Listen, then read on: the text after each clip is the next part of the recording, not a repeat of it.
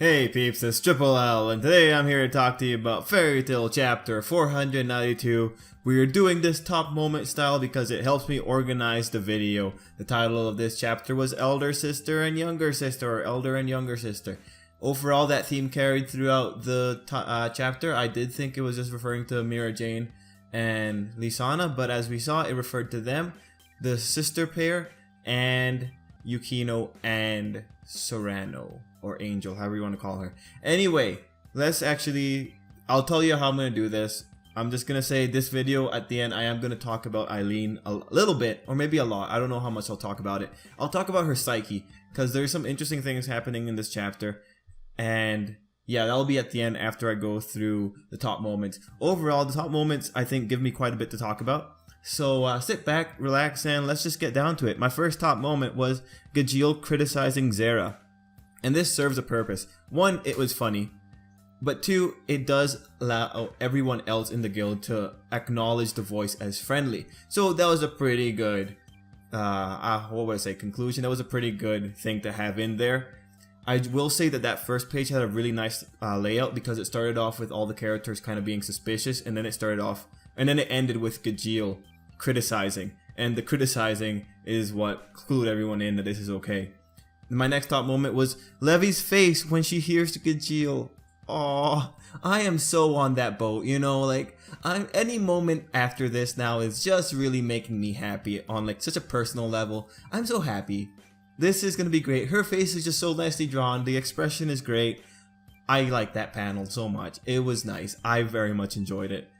You know, how could you not?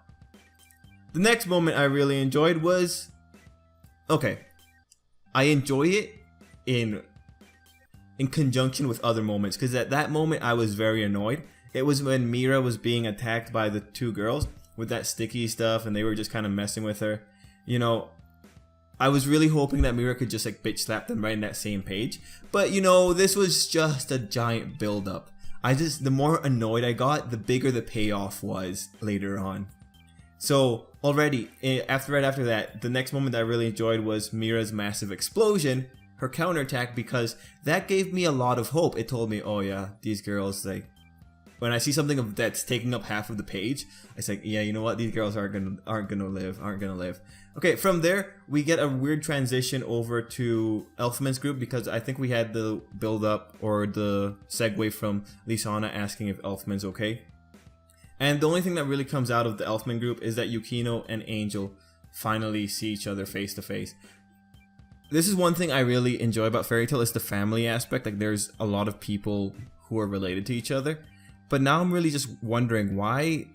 Well, I guess because Angel's a criminal, she would never have had the chance to look for Yukino. But you'd think they'd hear about the saber-toothed mage who was in the Grand Magic Games, right? You'd think they'd hear about that, but I don't know. Overall, I'm happy that they met, but when I first saw Yukino in this war and Angel in this war, I really did think that they were going to meet on the battlefield. But it feels a little bit like a cop-out to have them meet after the cause of a giant randomizing magic, especially because this is totally by luck that they met. Because Eileen didn't predetermine it like that. No, it's luck. So really, it just goes to show that the author's greatest weapon is luck. If there's any situation where he could put people together out of luck, you know it's going to end up in a situation like this. And for that reason, it feels like a bit of a cop-out. Because it's luck in the context of the Fairy Tail world, but we know in the context of our world, there's no luck about it. That was just a convenient excuse for him to get them together. Because otherwise, it would have been difficult to have them meet in the middle of the battlefield, because that would require way too much stuff going on, right? But I think one solution would have been way more engaging than the other, and it's not this one. Okay, so that's a minor gripe. Overall, you know, the purpose is done. They've met. Everything's good. It was gonna happen eventually. We got it now. So moving on, the next top moment overall is the action panels in the Mira versus the dumb sister fight, or the duo. You know, I really don't like them, guys. I really don't. You know, they just annoy me. They really annoy me. So, in the next moment, when Mira starts talking about the critical moment, about saving up power for that critical moment, oh, I got excited. that one little page, it's just like one little square at the bottom of that page, and I'm just, oh yes, I'm going to see something cool. And she did not disappoint. Seeing Mira's new mode, Satan Soul Alegria, when I saw the name, I had to just quickly look at the Wikia. Thank God for the Wikia. And I found that, yeah, it was Mardgeir's ability at one point. So seeing that come back is just really cool. It's an epic design. And then the next moment right after is when Mira clarifies that she ate souls from the cube. So I don't know how I feel about that. Were those the souls that one guy released? The mushroom guy? Like, you know, the one, the big fat one? Because he had a lot of souls, right? Where else could she eat souls? Demons don't have souls, right? Like, were those just souls that were captured in the cube and she ate them? Or did she eat the cube? I don't know. That's dark. Because there might have been innocent souls in the ones she ate, and she looked like she really enjoyed them. But, you know, I quickly forgot about all my moral dilemmas with that issue once Mira started drying up the ocean.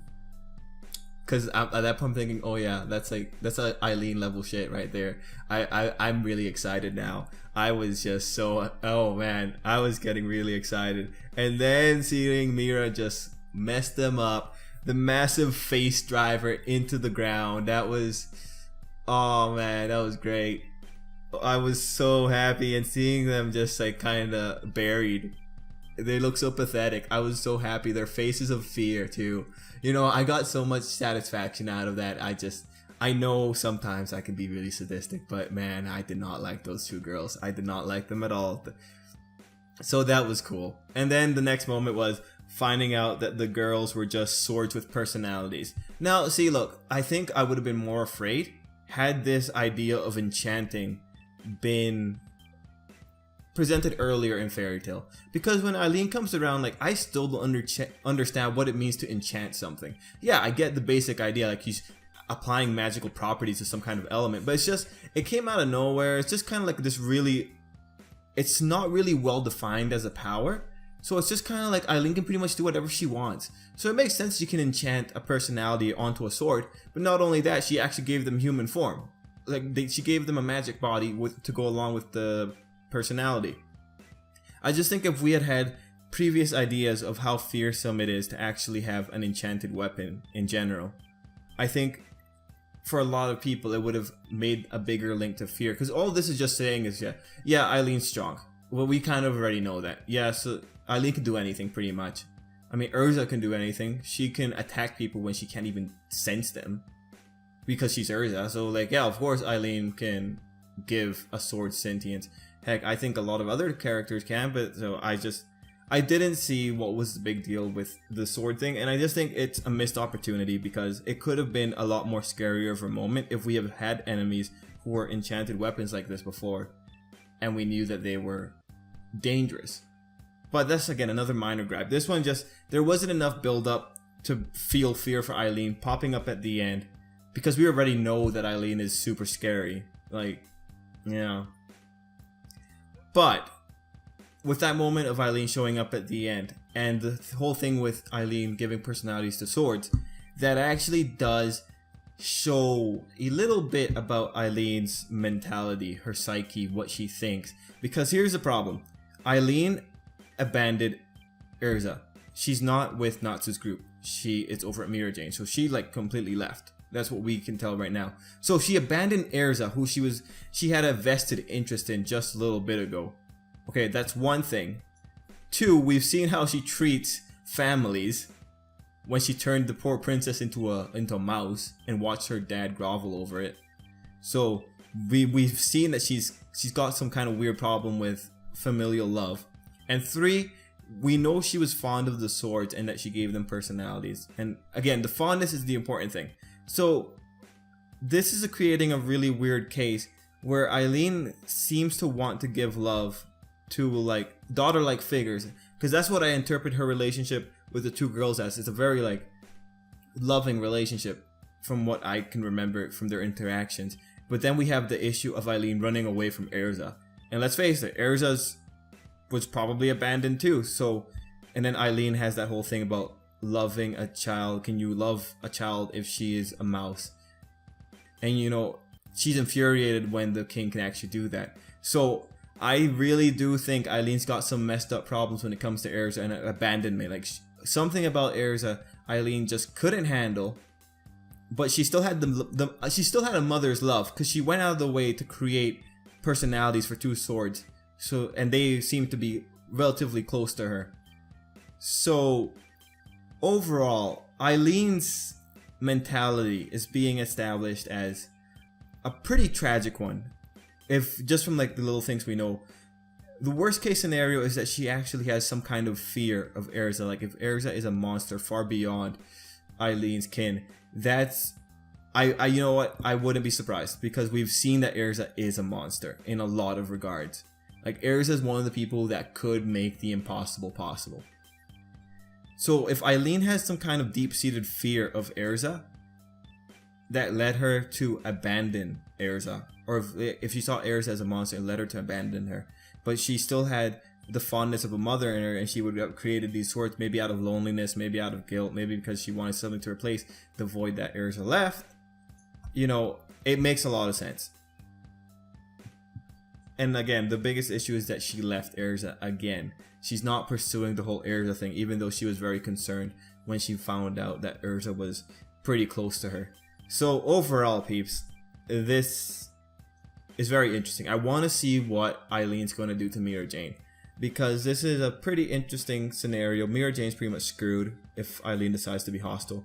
And overall, I'm very interested in Eileen's character right now because the fact that she left where Erza was.